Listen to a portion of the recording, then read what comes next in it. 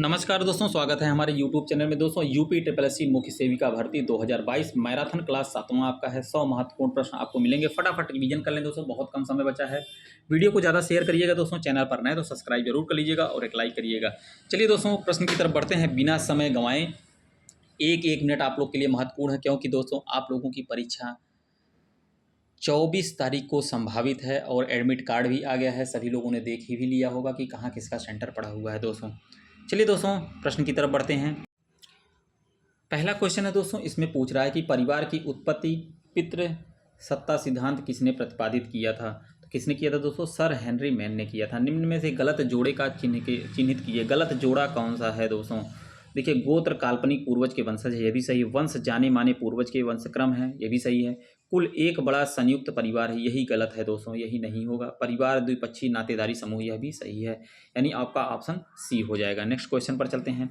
किस नियम के अनुसार परिवार की संपत्ति में परिवार के प्रत्येक सदस्य का जन्मजात अधिकार होता है? तो कौन सा होता है दोस्तों? मिताक्षरा का नियम है यह।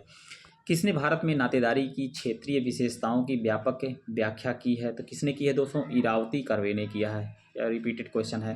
भारतीय दंड संहिता की कौन सी धारा LGBT से संबंधित है? LGBT धारा पूछ रहा है दोस्तों, तो यह कौन सा होगा? 377 होगा। भारत के संविधान का कौन सा अनुच्छेद अल्पसंख्यकों के हित के संरक्षण की चर्चा करता है? तो यह करता है अनुच्छेद 29 करता है। क्वेश्चन नंबर 7 पर चलते हैं। अस्पृश्यता को समाप्त किया जाता है और उसका व्यवहार किसी भी रूप में निषिद्ध है, यह कहाँ पर घोषित है? तो यह दोस्तों आपका अनुच्छेद 17 में है। भारतीय प्रसंग में मलिन बस्ती की जनसंख्या में वृद्धि यह बताती है, तो क्या बताती है? ग्रामीण गरीबी का विस्तार बताती है। ऑप्शन ए हो जाएगा। क्वेश्चन नंबर नेक्स्ट पे चलते हैं दोस्तों। क्वेश्चन नंबर 9 है। 9 पूछ रहा है आपका बाल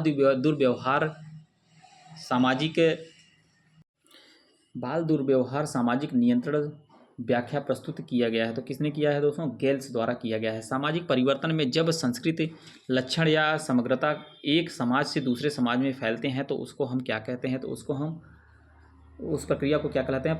परासरण कहलाते हैं दोस्तों। क्वेश्चन नंबर 11 पर चलते हैं। भारत में महिला के कल्याण से विकास उपागम में परिवर्तन कब हुआ है? तो यह दोस्तों 6ठी पंचवर्षीय योजना में हुआ है। क्वेश्चन नंबर 12 पर चलते हैं। परिहास संबंध किसके मध्य नहीं पाए जाते हैं? तो यह दोस्तों माता और पुत्री के बीच नहीं पाए जाते हैं। कस्तूरबा गांधी बालिका विद्यालय योजना किस वर्ष प्रारंभ की गई थी? रट लीजिएगा दोस्तों, इंपॉर्टेंट क्वेश्चन है। तो यह आपका जो है आया था, आपका क्वेश्चन नंबर 13 है। तो यह 2004 में आया था, कस्तूरबा गांधी बालिका विद्यालय योजना। क्वेश्चन नंबर 14 पर चलते हैं। महिलाओं के प्रति होने वाले अपराधों की प्रकृति को आपराधिक हिंसा, घरेलू हिंसा एवं सामाजिक हिंसा के रूप में वर्गीकरण किसने किया था? तो इसको दोस्तों राम आहूजा ने किया था। ऑप्शन ए हो जाएगा। क्वेश्चन नंबर 15 पे चलते हैं। स्वास्थ्य तथा शारीरिक क्रियाशीलता बनाए रखने के लिए आवश्यक मूलभूत संसाधनों के अभाव के साथ किस प्रकार की निर्धनता से संबंधित किया जा सकता है? तो दोस्तों यह पूर्ण निर्धनता से किया जाता है। नेक्स्ट क्वेश्चन पर चलते हैं।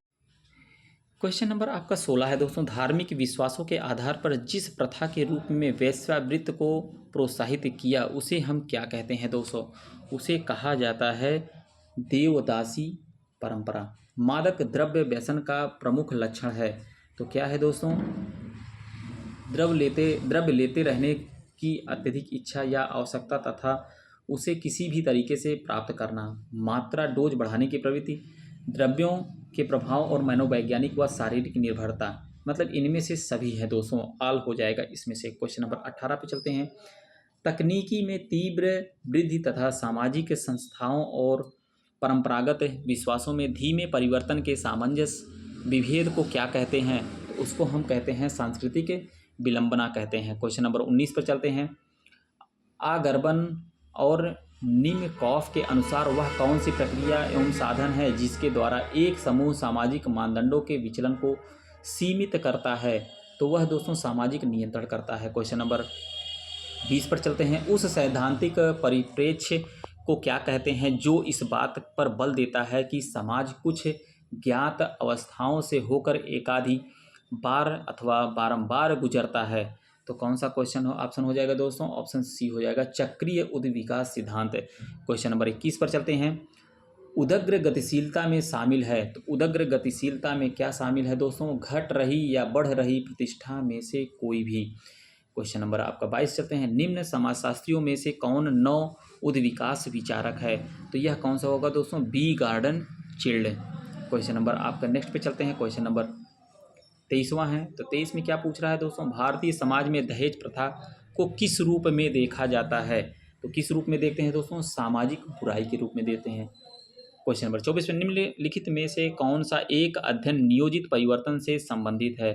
तो यह कौन सा है दोस्तों? इंडियाज चेंजिंग विलेजेज, यही जो है संबंधित है। क्वेश्चन नंबर 25 पर चलते हैं, तंबाकू के अधिक सेवन से क्या होता है दोस्तों? तंबाकू के अधिक सेवन से क्या होता है? हृदय की धड़कन बढ़ जाती है, रक्तचाप बढ़ जाता है, मुख में कैंसर हो जाता है, यानी उपर्युक्त सभी है। थायरॉक्सिन हार्मोन की कमी से क्या होता है दोस्तों? थायरॉक्सिन हार्मोन की जो कमी होती है उससे होता है हाइपोथायराइडिज्म, ऑप्शन सी हो जाएगा। क्वेश्चन नंबर 27 है, यह किसका मानना है कि जाति एक मनोवैज्ञानिक प्रघटना है एवं हिंदू मस्तिष्क में गहराई से बैठ गई है? तो यह क्या होगा दोस्तों? लुई ड्यूमा का जो है यह है। क्वेश्चन नंबर 28 चलते हैं, वैश्विक बहुआयामी गरीबी सूचकांक 2021 में भारत का स्थान क्या है? तो दोस्तों 66वां स्थान है। क्वेश्चन नंबर 29 चलते हैं, जनसंख्या की प्राकृतिक वृद्धि निम्न में से किसका परिणाम है? तो किसका परिणाम है दोस्तों? क्वेश्चन नंबर 29, तो यह हो जाएगा आपका, पहला तो नहीं होगा एकदम जो है दोस्तों, और इसमें से दूसरा अशोधित मृत्यु दर, यह भी सही है। तीसरा भी नहीं होगा, विवाह भी नहीं। अशोधित जन्म दर, मतलब अशोधित मृत्यु दर और जन्म दर, यही जो है आपका होगा, यानी ऑप्शन आपका सी हो जाएगा, दूसरा और चौथा। क्वेश्चन नंबर 30 चलते हैं, हीमोफीलिया किसका एक उदाहरण है? रट लीजिएगा दोस्तों, बहुत बढ़िया क्वेश्चन है। क्वेश्चन नंबर 30, हीमोफीलिया जो है दोस्तों आनुवंशिक बीमारी होती है। क्वेश्चन नंबर 31 पर चलते हैं दोस्तों। 31 में पूछ रहा है, समान जनसंख्या घनत्व दर्शाने वाली रेखा क्या कहलाती है? तो यह आइसोपाइनिक रेखा कहलाती है। क्वेश्चन नंबर 32 पर चलते हैं, सतत विकास लक्ष्य 2030 के अंतर्गत लैंगिक समानता का लक्ष्य कौन सा है? तो लैंगिक समानता का लक्ष्य जो है दोस्तों आपका पाँचवा, डी ऑप्शन हो जाएगा, पाँचवा है। नेक्स्ट क्वेश्चन पर चलते हैं, क्वेश्चन नंबर 33 पर, मनुष्यों में रोग संचरित करने वाले कीटों को क्या कहते हैं? क्वेश्चन नंबर 33, तो उसको हम रोगाणुवाहक कहते हैं दोस्तों। एंटीबायोटिक्स के बारे में इनमें से कौन सा कथन सही नहीं है, पूछ रहा क्वेश्चन नंबर 34 दोस्तों।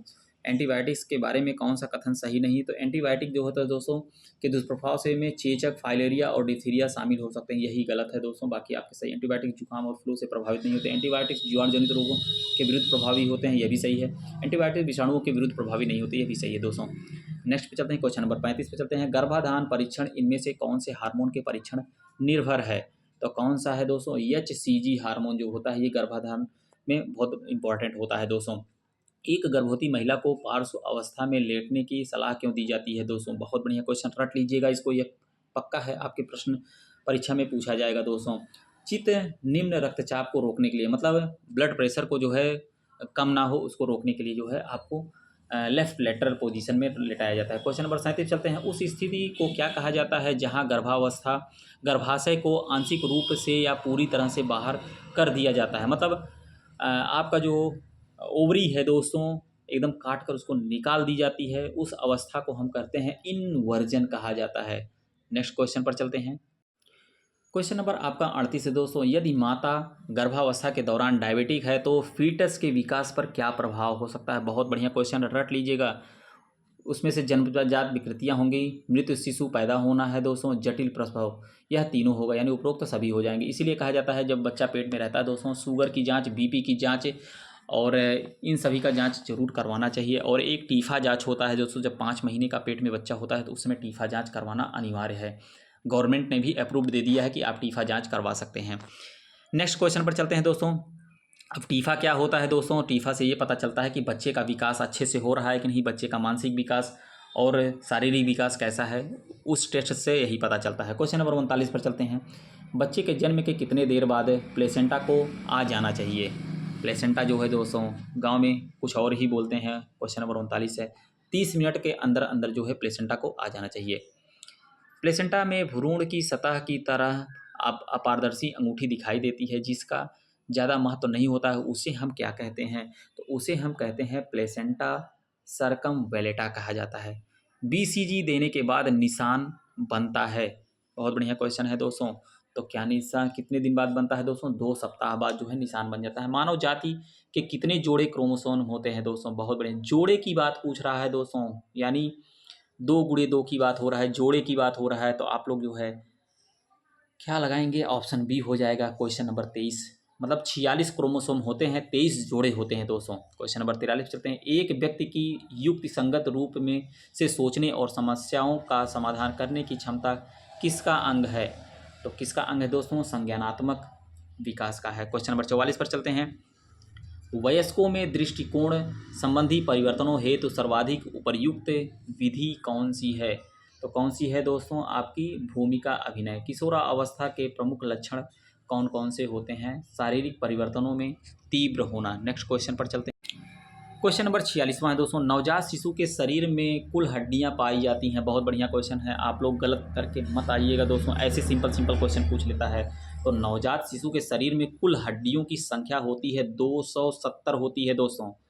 देखिए ऑप्शन में 207, 206, 210 दिया है, लेकिन 270 हड्डियां होती हैं जब नवजात शिशु मतलब at the time birth. Question number 47 करते हैं। जोन्स के अनुसार विकास की अवस्था नहीं है, प्रौढ़ा अवस्था नहीं है। नवजात के भोजन में जोड़ा गया ठोस भोजन क्या कहलाता है? तो क्या कहलाता है दोस्तों? डिकॉस्ट कहलाता है। ऑप्शन ए हो जाएगा। क्वेश्चन नंबर 49 पर चलते हैं। अपने प्रथम जन्मदिन पर बालक अपने वजन का हो जाता है दोस्तों। प्रथम जन्मदिन पर कितना बालक हो जाता है? 3 गुना होता है। जब जन्म लेता है उसके 3 गुना हो जाता है, मतलब 1 साल में। व्यक्ति की उभरती और विस्तृत होती क्षमताएं जो कार्य करने में धीरे धीरे अधिक सुविधा देने लगती हैं, तो उसको हम कहते हैं परिपक्वता कहते हैं दोस्तों। क्वेश्चन नंबर 51 पर चलते हैं। ब्यूटारिक अम्ल पाया जाता है, तो ब्यूटारिक अम्ल पाया जाता है कहाँ पर? मक्खन में पाया जाता है। गाय के दूध की तुलना में माँ का दूध जो होता है दोस्तों कैल्शियम से भरपूर किंतु प्रोटीन कम होता है। दालों का अंकुरण पोषण वृद्धि दालों का अंकुरण पोषणात्मक दृष्टि से महत्वपूर्ण क्यों है दोस्तों?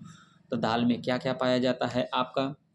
यह पाचनशीलता में वृद्धि करता है, यह भी सही। विटामिन सी को बढ़ाता है, यह भी सही। लौह तत्व की जैवता को बढ़ावा देता है। उपर्युक्त सभी सही होंगे। क्वेश्चन नंबर 54 पर चलते हैं। नवजात शिशु के तलवे पर पंजे से एड़ी की तरफ सहलाने पर उसके पैर की उंगलियां खुल जाती हैं, यह अभिव्यक्त कहलाता है। तो यह अभिव्यक्त दोस्तों बेबिन्स्की कहलाता है। ऑप्शन डी हो जाएगा। नेक्स्ट क्वेश्चन पर चलते हैं।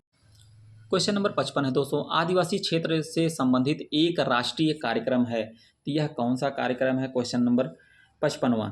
यह TDP जो होता है यही है। किस वर्ष पल्स पोलियो इम्यूनाइजेशन प्रोग्राम लागू किया गया था?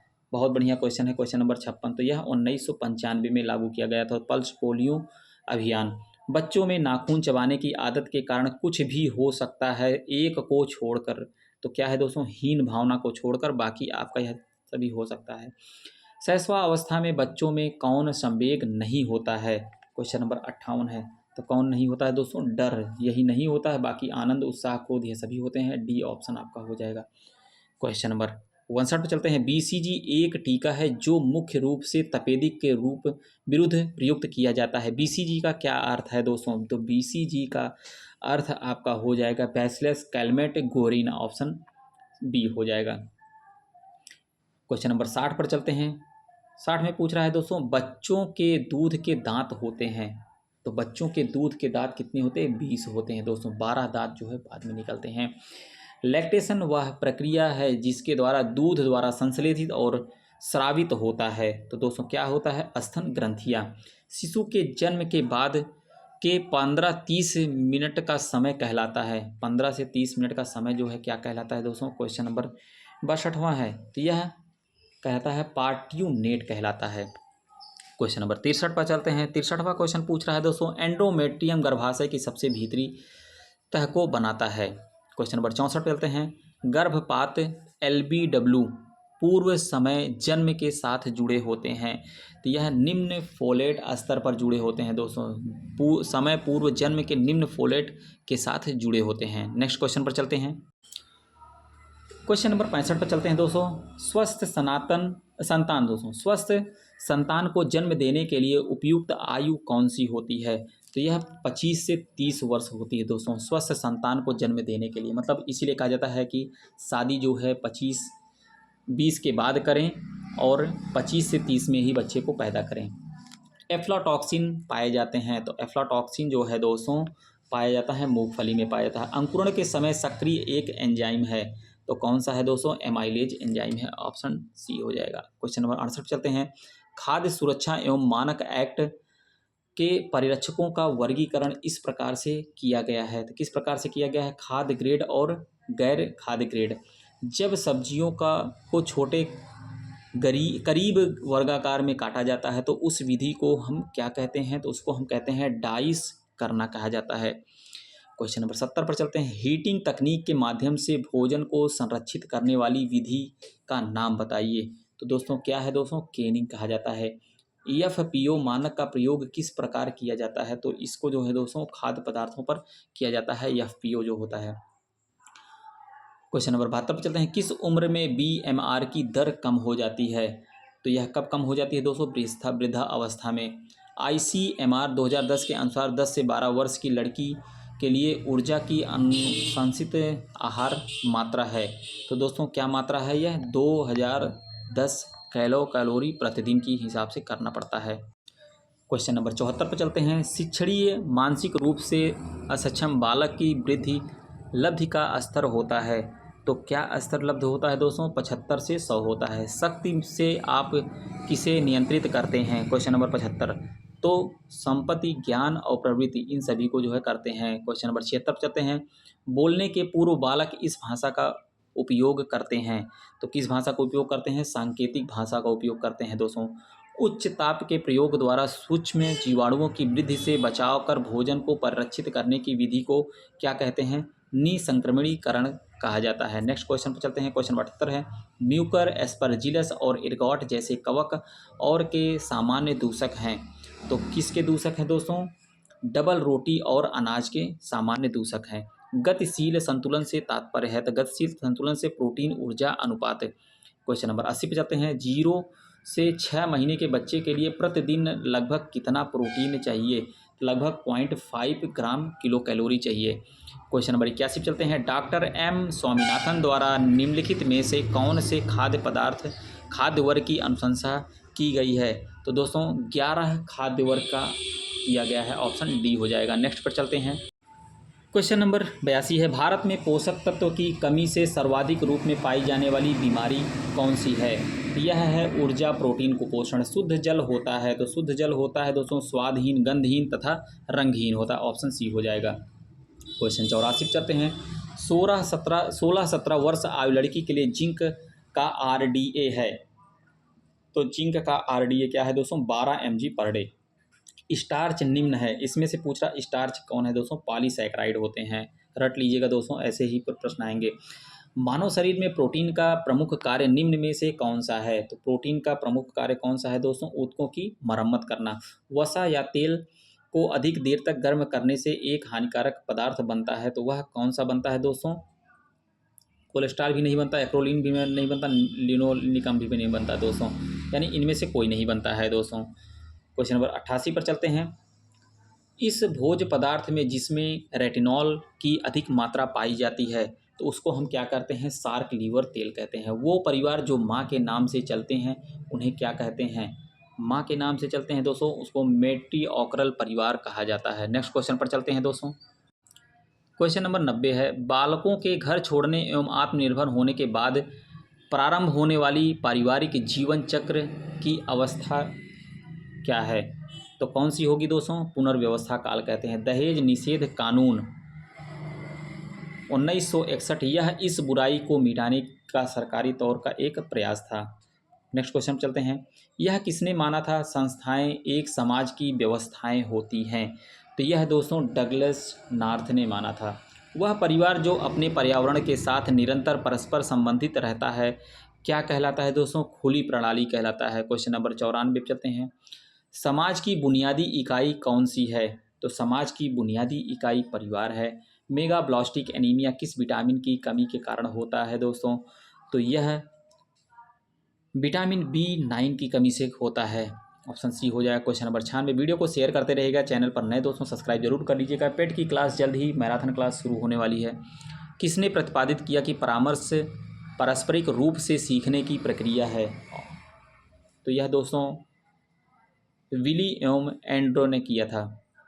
परामर्श की विधि है क्वेश्चन नंबर 97।